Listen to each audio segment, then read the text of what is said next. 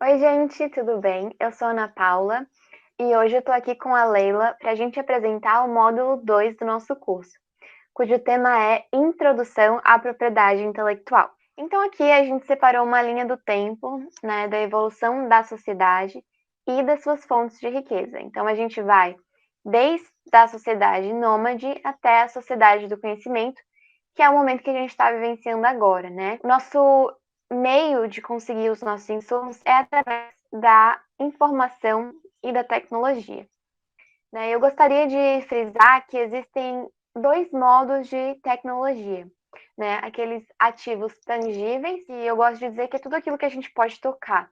Então, o que tem existência material, por exemplo, máquinas, aparelhos, e os intangíveis, que têm valor econômico associado, mas a gente não pode tocar, que são as marcas, patentes, software, entre outros. É um exemplo bem legal de como entender o que são ativos intangíveis é esse aqui que a Ana Paula vai mostrar para vocês, né?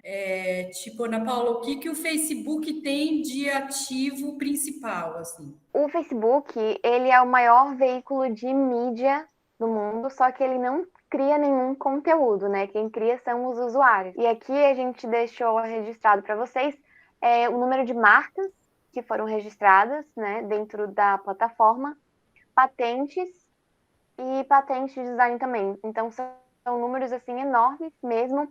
O Facebook não criando um conteúdo. Daí a gente tem também um exemplo da Uber, que é a maior companhia de transporte privado, só que eles não têm um carro, e também o Airbnb, que é o maior serviço de hospedagem do mundo, só que não é dona de nenhuma única cama. Então, existem algumas formas da gente se apropriar do conhecimento, né? Desses ativos intangíveis que a Ana Paula explicou. Então, não existe um jeito certo e um jeito errado, tá? Então, cada pessoa vai ter que escolher o que for melhor ali para o seu projeto de pesquisa, para a sua instituição, né? E eu vou explicar as três formas. A primeira é tornar público através de uma publicação, né? Tornar essa tecnologia de domínio público. Então, a partir do momento que você publica, isso vira domínio público e você não consegue mais nem manter em segredo, nem fazer a patente. A outra forma seria a gente manter em segredo isso, então não publicar, também não fazer patente, e aí confiar que todo mundo que está ali envolvido no projeto não vai falar nada, né? Um exemplo ali de segredo industrial é a fórmula da Coca-Cola, né? E aí a gente tem também essa opção, que é uma opção, que é fazer a patente, né? É a única forma de apropriação de conhecimento que você ganha o direito de exclusividade. O que que quer dizer isso? Então eu faço uma pesquisa muito bacana, né? Antes de publicar o artigo, eu faço a patente, e isso quer dizer que eu vou ter direito de exclusividade de escolher quem é que pode explorar a minha invenção, né? Se eu deixar na primeira opção, que é de domínio público, eu não posso escolher quem é que pode lucrar, quem é que pode explorar a minha invenção. Essa é a principal diferença. Se eu fizer a patente, eu posso escolher, eu só quero que empresas nacionais de pequeno porte vão explorar minha patente. Eu não quero que uma multinacional venha e fique lucrando em cima da minha invenção. Então, é isso. A patente te dá esse direito de escolher quem é que pode explorar a sua invenção. Bom, então aí a gente tem esse questionamento, né? O que que a gente deve proteger, Leila? Então, eu sempre falo assim: o que, que ia te deixar muito bravo? Você levou horas de desenvolvimento no laboratório, que você trabalhou muito duro para desenvolver, e o que, que te deixaria muito bravo se alguém simplesmente chegasse lá e copiasse sem nenhuma autorização? Então, é justamente isso que você precisa proteger. Agora sim, é uma pesquisa que eu quero mesmo, tipo a Marie Curie, né? Uma pesquisa da radioatividade. Ela queria mesmo que aquilo fosse de domínio público, ela queria que aquilo fosse difundido para que surgissem outras pesquisas, para que esse campo do conhecimento avançasse. Então, aí, você não precisa fazer a patente, você deixa domínio público. Mas, se for te deixar bravo, uma cópia, sem autorização, alguém explorar sua invenção sem autorização, aí é melhor você proteger.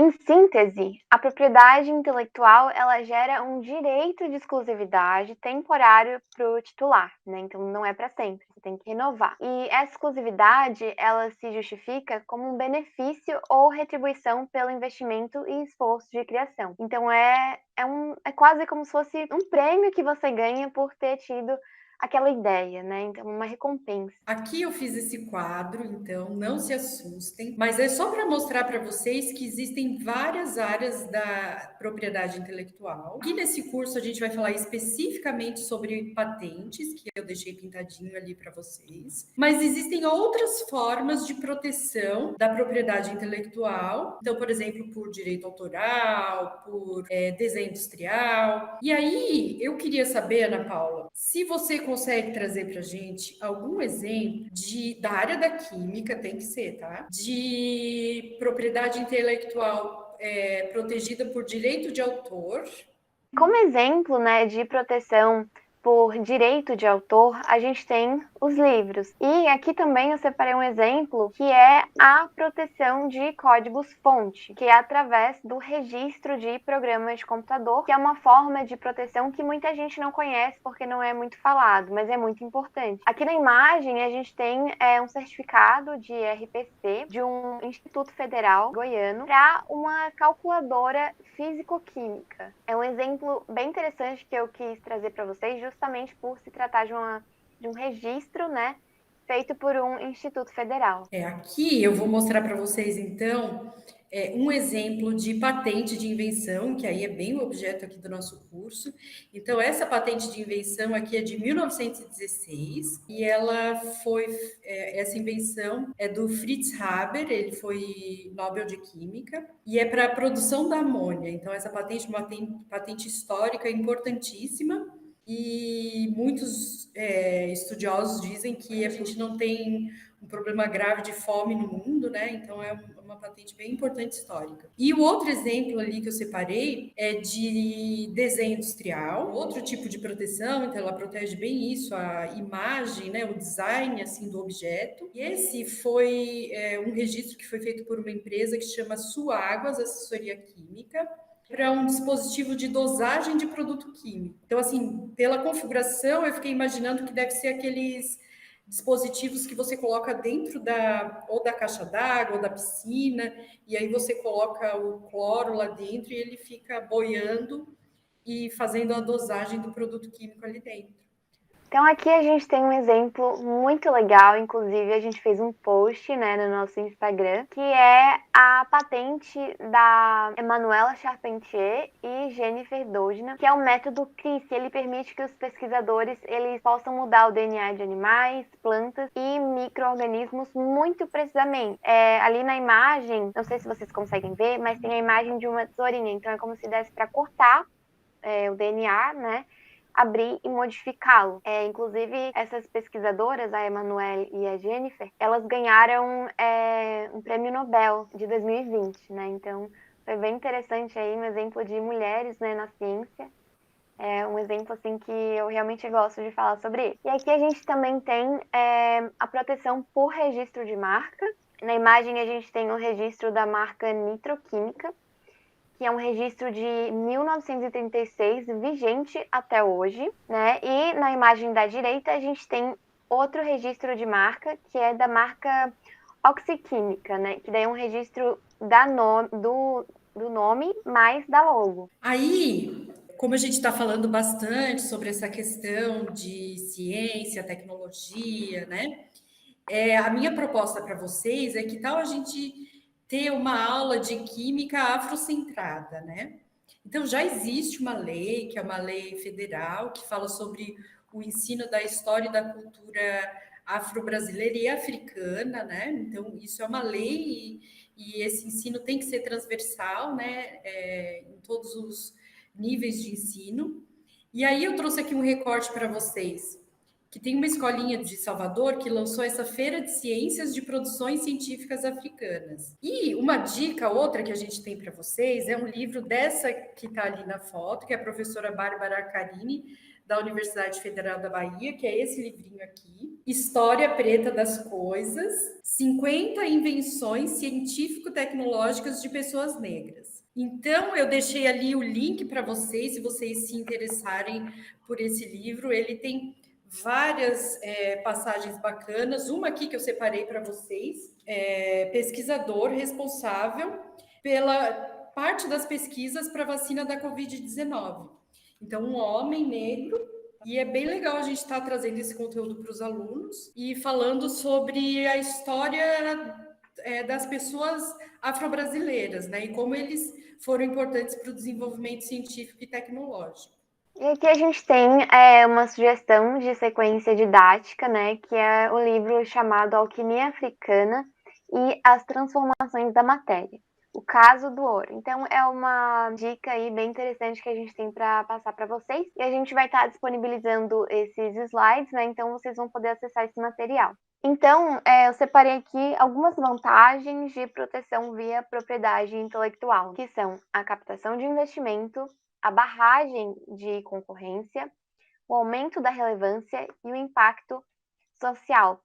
E eu acho importante a gente apresentar isso para vocês, justamente para a gente ter em mente, né, por que a gente deve proteger a nossa invenção, né? Por que vale a pena a gente ter uma invenção? Qual é o lucro que a gente vai ter caso a gente proteja ela?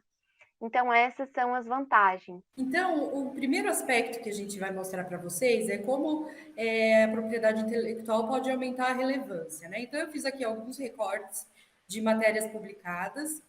Então, por exemplo, a Universidade Federal da Paraíba mantém liderança em depósitos de patentes no país, a Unicamp tem maior número de patentes, né? Isso está mostrando para a sociedade, né, o nível das pesquisas e o quanto as instituições estão trabalhando com pesquisa, com melhorar a tecnologia, né?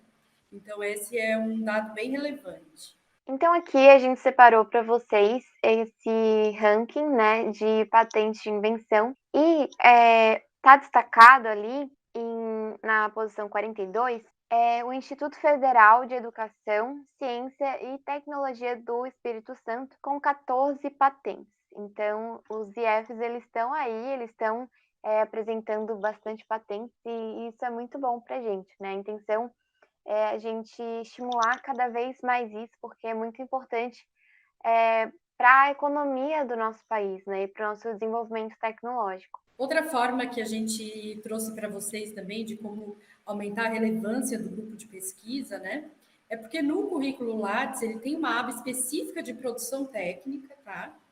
E que ele permite que sejam incluídos ativos de propriedade intelectual, como patentes e aqueles outros exemplos que a gente deu. Então, ele tem foi feito então um estudo por um grupo de pesquisa da CAPES e ele mostrou que na nossa área, que é exatas, a relevância de patentes alcança um índice de 46 de 60 pontos. Então, essa foi uma pesquisa feita com os próprios pesquisadores, e os pesquisadores da área de exata estão achando que patentes é bem relevante dentro do currículo Lattes. E aí, dentro do próprio IFES, que a gente foi ver, né, como que o IFES que está vendo essa questão de patentes. Então, a gente achou esse edital de 2021 do PROP, que foi publicado em maio de 2021, e lá dentro do edital tem uma tabela de pontuação para avaliação do mérito do coordenador do projeto.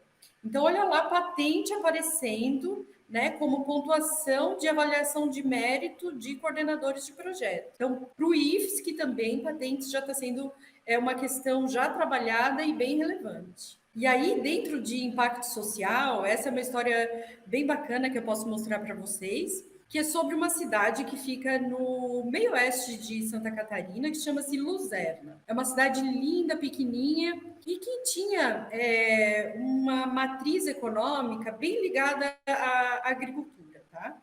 E aí o que acontecia? Tem um IFSC lá, né? E aí as pessoas iam lá, estudavam engenharia e faziam ali as suas pesquisas e não tinham campo de trabalho, né? E aí, por meio de incentivo à área de inovação, de propriedade intelectual, inclusive, eu fui convidada lá pelo prefeito para fazer uma capacitação com o pessoal todo da cidade. Essa cidadezinha de Luzerna entrou no radar do mundo das startups. Então, ela foi destaque numa premiação de startup, como um dos municípios que tem uma maior densidade de startups por habitantes, né? E aí, esse prefeito conseguiu resolver aquele problema que ele tinha lá atrás, que era de evasão, né, dos talentos da cidade, porque ele mudou a matriz econômica da cidade. Hoje, a cidade é conhecida como um polo de startups e não mais só como uma área de agricultura. Então é isso, gente. Muito obrigada. Qualquer dúvida, deixem lá no WhatsApp, né? E até o próximo encontro. Tchau! Tchau!